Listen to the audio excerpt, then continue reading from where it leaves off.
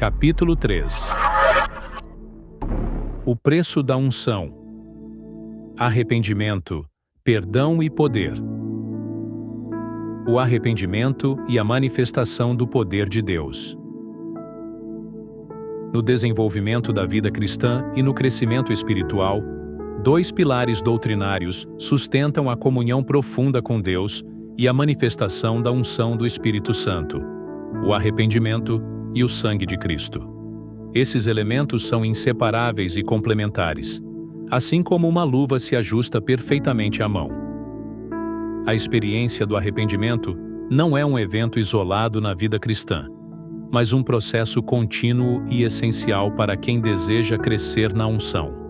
A Escritura é clara ao demonstrar que o arrependimento precede a manifestação do poder de Deus, independentemente do nível de progresso espiritual. A resposta de Pedro no Sermão de Pentecostes ilustra essa realidade. E disse-lhes Pedro: Arrependei-vos, e cada um de vós seja batizado em nome de Jesus Cristo, para perdão dos pecados, e recebereis o dom do Espírito Santo. Atos capítulo 2, versículo 38. Versão Almeida, revista e corrigida. Este versículo revela uma ordem espiritual. Primeiro a tristeza, seguida da remissão dos pecados. E então, a capacitação sobrenatural por meio do Espírito Santo. Cristo prometeu que seus seguidores receberiam poder após a descida do Espírito Santo. Mas recebereis a virtude do Espírito Santo, que há de vir sobre vós, e ser-me-eis testemunhas tanto em Jerusalém, como em toda a Judéia e Samaria, e até aos confins da terra. Atos capítulo 1, versículo 8, versão Almeida, revista e corrigida. A finalidade desse poder não é a autopromoção ou a exaltação de experiências pessoais, mas o testemunho eficaz de Cristo. O Espírito Santo não glorifica indivíduos, mas exalta a obra de Cristo, revelando sua pessoa e o impacto transformador do Evangelho. A verdadeira natureza do arrependimento. A franqueza sincera vai além de emoções momentâneas ou de pedidos superficiais de perdão. O texto de Provérbios, capítulo 28, versículo 13, esclarece sua verdadeira essência. O que encobre as suas transgressões nunca prosperará, mas o que as confessa e deixa alcançará misericórdia. Portanto, não se trata apenas de confessar pecados, mas de abandoná-los cuidadosamente. Esse processo não ocorre pelo esforço humano, mas é resultado da ação do Espírito Santo no coração do crente. Davi compreendeu essa necessidade e clamou a Deus: Cria em mim, ó Deus, um coração puro e renova em mim um espírito reto. Salmos 51, versículo 10. Versão Almeida, revista e corrigida. Assim, o arrependimento não se limita aos pecados evidentes, mas inclui atitudes negligentes, como deixar de orar, não ler as Escrituras ou ignorar a comunhão com Deus. Pequenos afastamentos, se não tratados, resultam em um estado espiritual de apatia e morte. O papel do Espírito Santo na vida do crente.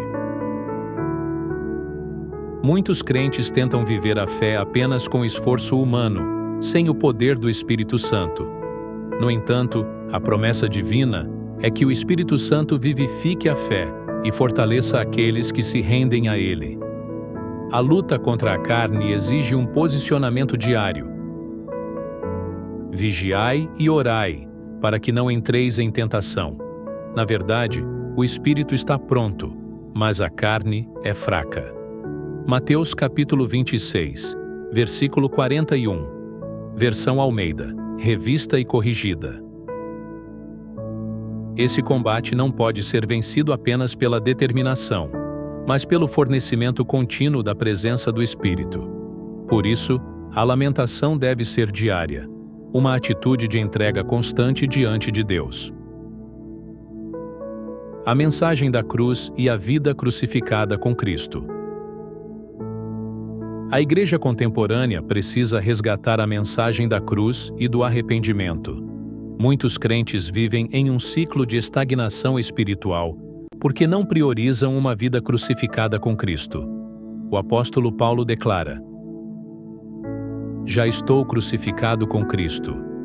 E vivo, não mais eu, mas Cristo vive em mim. E a vida que agora vivo na carne, vivo-a na fé do Filho de Deus, o qual me amou e se entregou a si mesmo por mim. Gálatas, capítulo 2, versículo 20, versão Almeida, revista e corrigida. Quando essa verdade é vívida, o Espírito Santo se manifesta naturalmente, sem necessidade de busca frenética ou métodos humanos.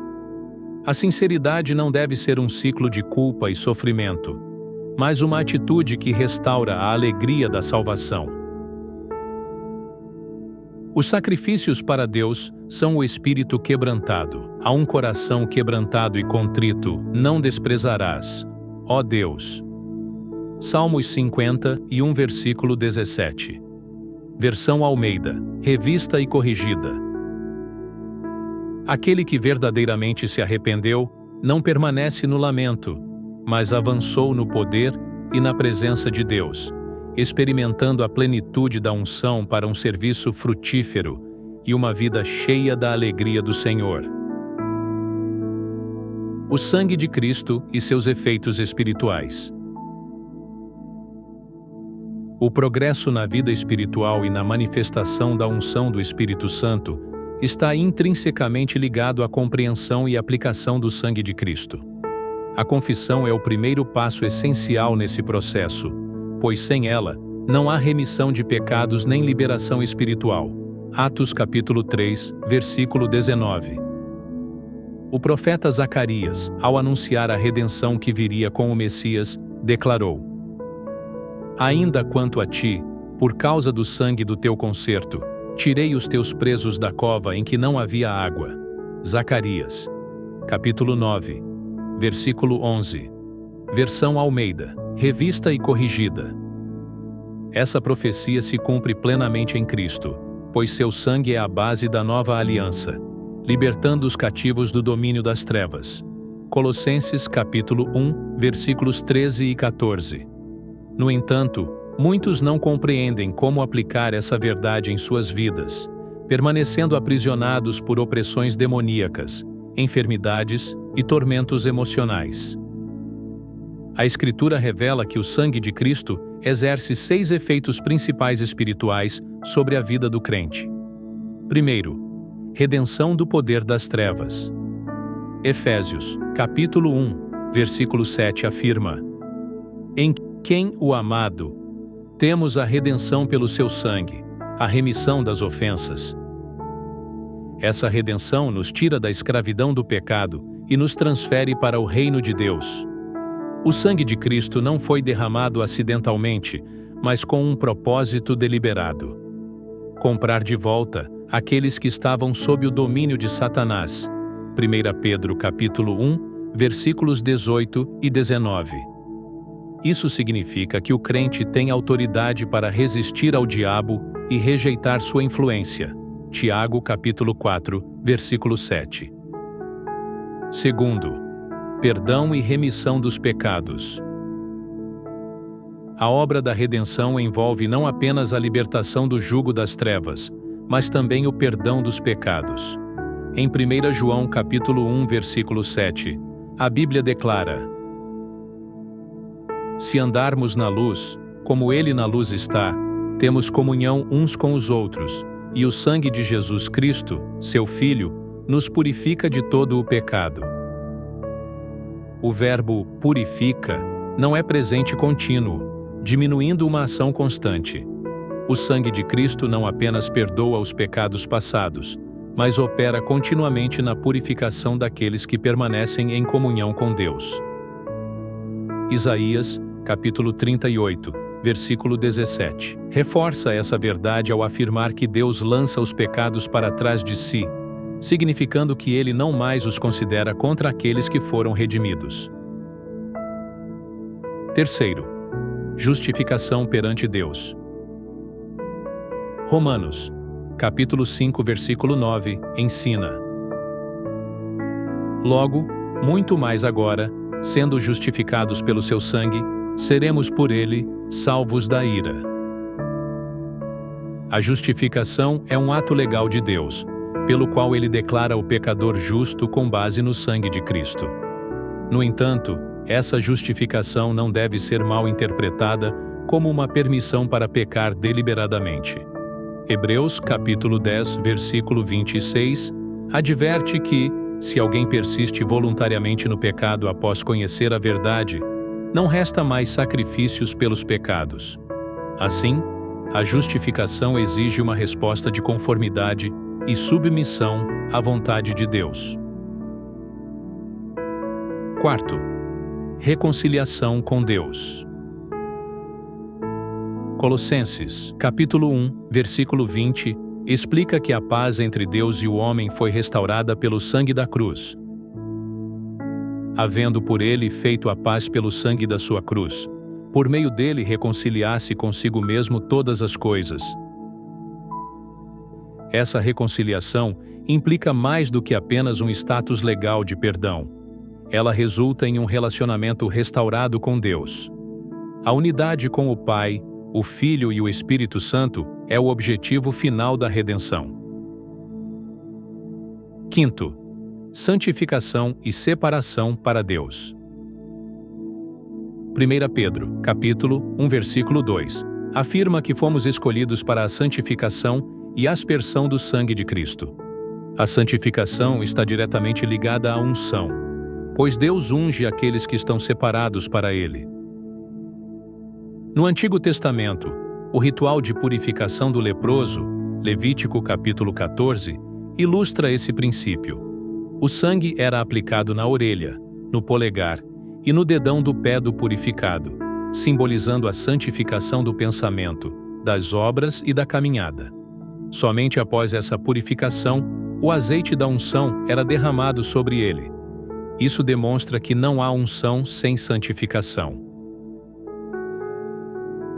Sexto, proteção e autoridade espiritual. A aplicação do sangue de Cristo é uma prática espiritual baseada no princípio previsto na Páscoa. Êxodo capítulo 12, versículo 13, onde o sangue nos umbrais das portas impede a ação do destruidor. Assim, o crente pode declarar a proteção do sangue sobre sua vida, família e bens. Mary Woodworth Etter, evangelista renomada, testemunhou como a aplicação do sangue de Cristo sobre as congregações resultou na manifestação poderosa do Espírito Santo. Os três princípios essenciais da aplicação do sangue de Cristo. O sangue de Cristo é a base da redenção, perdão, justificação, reconciliação, santificação e proteção espiritual. No entanto, para experimentar plenamente os seus benefícios, é necessário apropriar-se dessa verdade por meio da fé e da concordância. Hebreus capítulo 11, versículo 1, ensina que a fé é a essência das coisas esperadas, o que significa que, mesmo quando os efeitos do sangue de Cristo ainda não são visíveis na experiência diária, eles já são uma realidade espiritual. O crescimento na unção do Espírito Santo está diretamente relacionado à aplicação consciente dessas verdades na vida cotidiana. A passagem de Romanos capítulo 3 afirma: ao qual Deus propôs para a propiciação pela fé no seu sangue, para demonstrar a sua justiça pela remissão dos pecados dantes cometidos, sob a paciência de Deus. Romanos capítulo 3, versículo 25. Versão Almeida, revista e corrigida. Esse versículo revela três princípios essenciais para a correta compreensão e aplicação espiritual do sangue de Cristo: conhecimento, fé e declaração. Primeiro, o conhecimento do sangue de Cristo. O primeiro princípio é o conhecimento. Para que alguém possa usufruir dos benefícios do sangue de Cristo, é indispensável que compreenda seu significado e sua obra. Oséias, capítulo 4, versículo 6 enfatiza: o meu povo foi destruído, porque lhe faltou o conhecimento.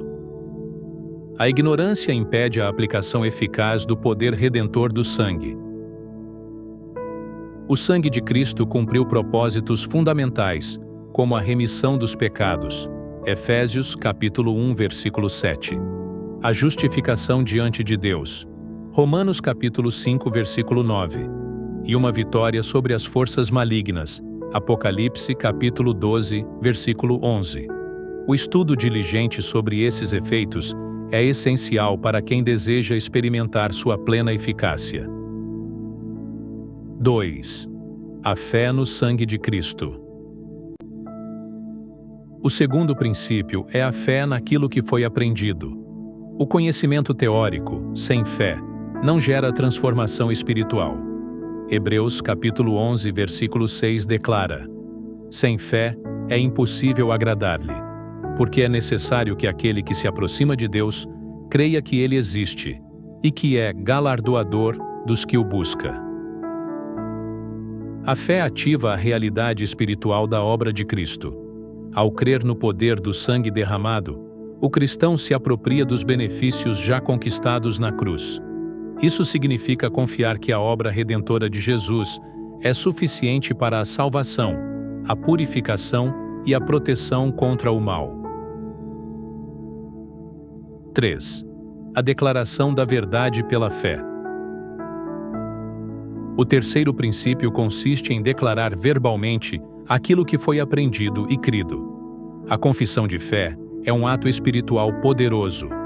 Romanos capítulo 10, versículo 10 ensina: porque com o coração se crê para a justiça, e com a boca se faz confissão para a salvação.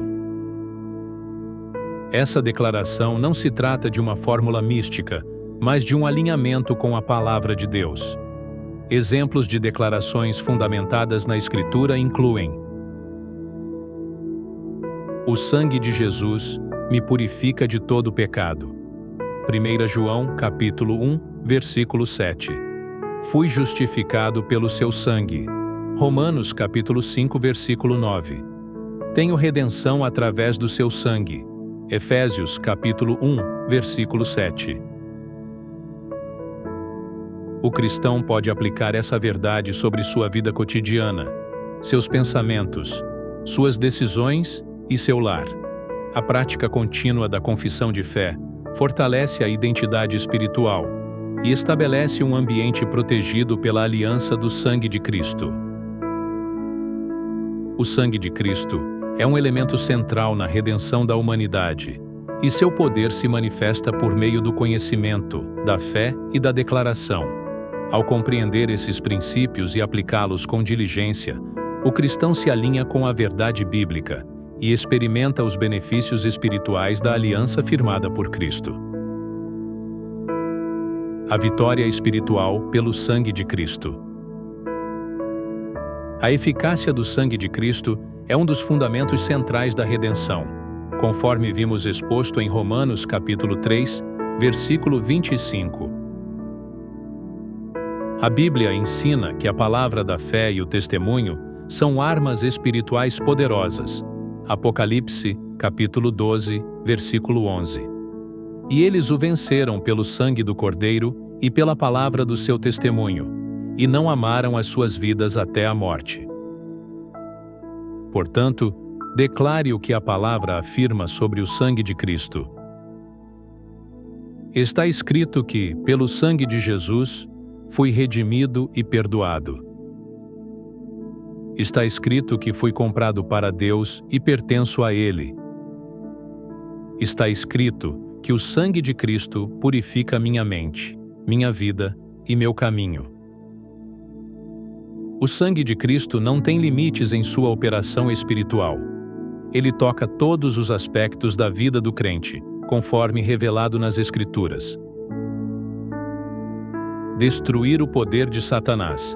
Hebreus capítulo 2, versículo 14. Para que pela morte aniquilasse o que tinha o império da morte, isto é, o diabo. Destruir o poder da morte. Hebreus capítulo 2, versículo 15. e livrasse todos os que, com medo da morte, estavam por toda a vida sujeitos à servidão. Purifica a consciência do pecado. Hebreus capítulo 9, versículo 14. Quanto mais o sangue de Cristo, que pelo Espírito Eterno se ofereceu a si mesmo imaculado a Deus, purificará as vossas consciências das obras mortas, para servirdes ao Deus vivo. Santifica o céu e abre acesso à presença de Deus. Hebreus, capítulo 9, versículo 23. Era, pois, necessário que as figuras das coisas que estão no céu assim se purificassem, mas as próprias coisas celestiais, com sacrifícios melhores do que estes. Nos dá ousadia para entrar na presença de Deus. Hebreus capítulo 10, versículo 19. Tendo, pois, irmãos, ousadia para entrar no santuário, pelo sangue de Jesus. Promete a perfeição e a santificação do crente. Hebreus capítulo 13, versículos 20 e 21. Ora, o Deus de paz, que pelo sangue do concerto eterno tornou-se a trazer dos mortos a nosso Senhor Jesus Cristo, grande pastor das ovelhas, vos aperfeiçoe em toda boa obra. Garantir a segunda vinda de Cristo para os que esperam nele. Hebreus capítulo 9, versículo 28. Assim também Cristo, oferecendo-se uma vez para tirar os pecados de muitos, aparecerá segunda vez, sem pecado, aos que o esperam para a salvação. Para experimentar o pleno poder do sangue de Cristo e a ação do Espírito Santo, é necessário manter um compromisso contínuo com Deus. Isso envolve uma vida de santidade, comunhão com o Espírito Santo e obediência à palavra. A retenção da unção exige renovação constante na presença de Deus, pois a unção não é estática, mas deve ser cultivada. Quem deseja crescer espiritualmente deve manter sua vida alinhada com os princípios do reino. Mas vós tendes a unção do Santo e sabeis tudo. 1 João, capítulo 2, versículo 20. Dessa forma, a aplicação do sangue de Cristo não é apenas um conhecimento teórico, mas uma realidade espiritual acessível a todo aquele que crê, declara e caminha em comunhão com Deus.